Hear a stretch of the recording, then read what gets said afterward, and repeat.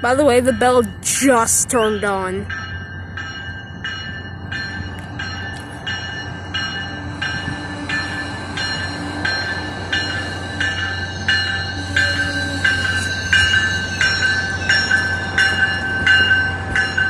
This train's going a little bit slower than usual. It has a lot of cars. I'd expect it to be going like 3 miles per hour faster. But, I mean, who am I to judge?